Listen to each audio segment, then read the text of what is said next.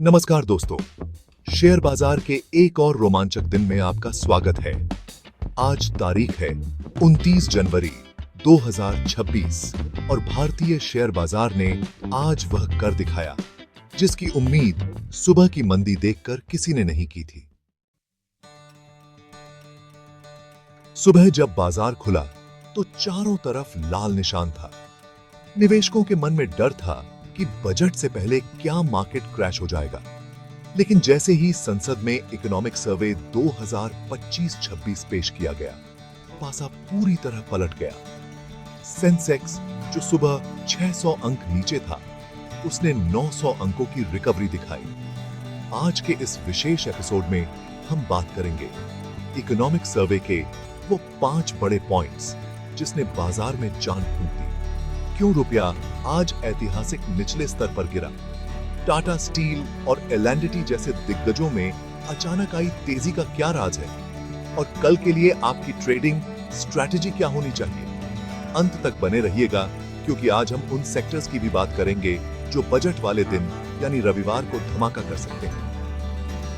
आज का सबसे बड़ा ट्रिगर रहा economic survey 2025-26। Chief economic adviser भी अनंत नागेश्वरन ने जो आंकड़े पेश किए, उन्होंने बुल रन को दोबारा हवा दे दी है। मुख्य बिंदु जो आपको जानने चाहिए: जीडीपी ग्रोथ।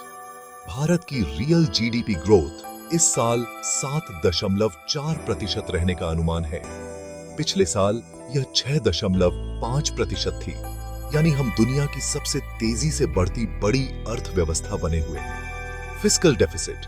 सरकार अपने 4.4% के राजकोषीय घाटे के लक्ष्य को हासिल करने के लिए सही रास्ते पर है। यह विदेशी निवेशकों के लिए एक बहुत बड़ा भरोसा है। महंगाई अब नियंत्रण में है, जिससे आने वाले समय में आरबीआई द्वारा ब्याज दरों में कटौती की उम्मीद बढ़ गई है। सर्वे में कहा गया है कि भारत एआई की रेस में थोड़ा देर से आया है, लेकिन यह हमारे लिए ब्लेसिंग इन डिस्गाइज है, क्योंकि हम कम जोखिम वाले और ज्यादा ऊर्जा सक्षम मॉडल अपना सकते हैं। यहां आप विस्तार से समझा सकते हैं कि कैसे ये आंकड़े लॉन्ग टर्म इन्वेस्टर्स के लिए बाय ऑन डिप का मौका बनाते हैं। चलिए अब बात करते हैं उन स्टॉक्स की जिन्होंने आज बाजार में आग लगा दी और उनकी भी जो पिछड़ गए। टॉप गेनर्स यानी दिग्गज खिलाड़ी टाटा स्टील आज का स्टार परफॉर्मर। मेटल सेक्टर में आई तेजी की बदौलत यह शेयर 3% से ज्यादा उछला। चीन से आने वाली कुछ पॉजिटिव खबरों और घरेलू डिमांड ने इसे सपोर्ट किया। एल&टी सुबह के नतीजों में प्रॉफिट में मामूली गिरावट थी, एक मुश्त प्रोविजनिंग की वजह से, लेकिन मार्केट ने इसकी मजबूत ऑर्डर बुक को देखा और शेयर में खरीदारी लौट आई। एनटीपीसी और पावर ग्रिड। पावर सेक्टर में आज जबरदस्त रौनक रही। बजट में रिन्यूएबल एनर्जी को लेकर बड़े ऐलान की उम्मीद ने इन्हें टॉप पर रखा। कोल इंडिया। यह शेयर आज अपने 52 हफ्ते के उच्चतम स्तर पर बंद हुआ। कोल इंडिया के लिए $478 का टारगेट अब विशेषज्ञों की नजर में है। ऑन्टो सेक्टर में आज भारी दबाव रहा। मारुति करीब 2.7% टूटकर बंद हुआ। बिक्री के आंकड़े और मार्जिन को लेकर चिंताएं अभी भी बनी हुई हैं। पेंट सेक्टर में बढ़ती प्रतिस्पर्धा और कच्चे तेल की कीमतों में उतार चढ़ाव की वजह से एशियन पेंट्स आज भी दबाव में दिखा। एविएशन फ्यूल की कीमतों और कुछ इंटरनल प्रोविजंस की वजह से आज इंडिगो के पंख कतरे हुए दिखे। वैसे बाजार की तेजी के बीच एक चिंताजनक खबर भी है। भारतीय रुपया आज डॉलर के मुकाबले अपने रिकॉर्ड निचले स्तर 91.99 पर बंद हुआ। महीने के अंत में डॉलर की भारी मांग और ग्लोबल अनिश्चितता ने रुपए पर दबाव बनाया। एविएशन फ्यूल की कीमतों और कुछ इंटरनल प्रोविजंस की वजह से आज इंडिगो के पंख कतरे हुए दिखे। वैसे बाजार की तेजी के बीच एक चिंताजनक खबर भी है। भारतीय रुपया आज डॉलर के मुकाबले अपने रिकॉर्ड निचले स्तर 91.99 पर बंद हुआ।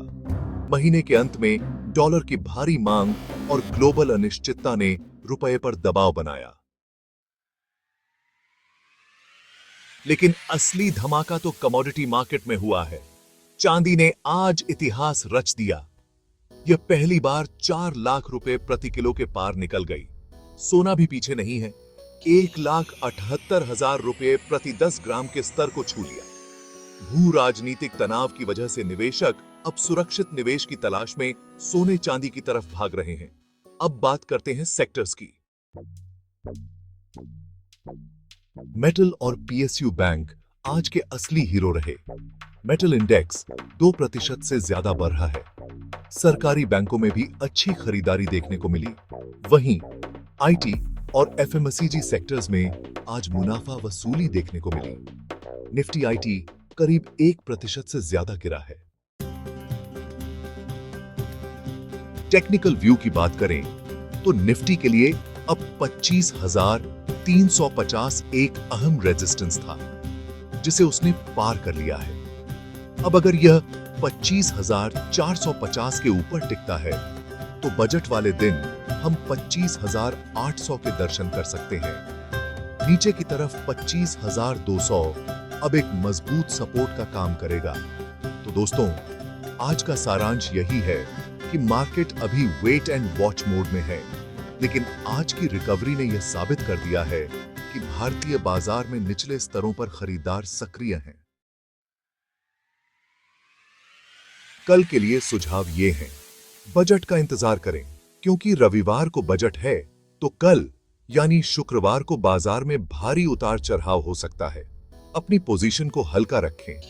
इंडेक्स के बजाय उन स्टॉक्स पर ध्यान दें जिनके नतीजे अच्छे आए हैं, जैसे कि एसबीआई कार्ड्स, जिसमें प्रॉफिट में 45% उछाल आया है। अगर आप ऑप्शंस में ट्रेड करते हैं तो बिना हेजिंग के कोई भी पोजीशन घर न ले जाएं।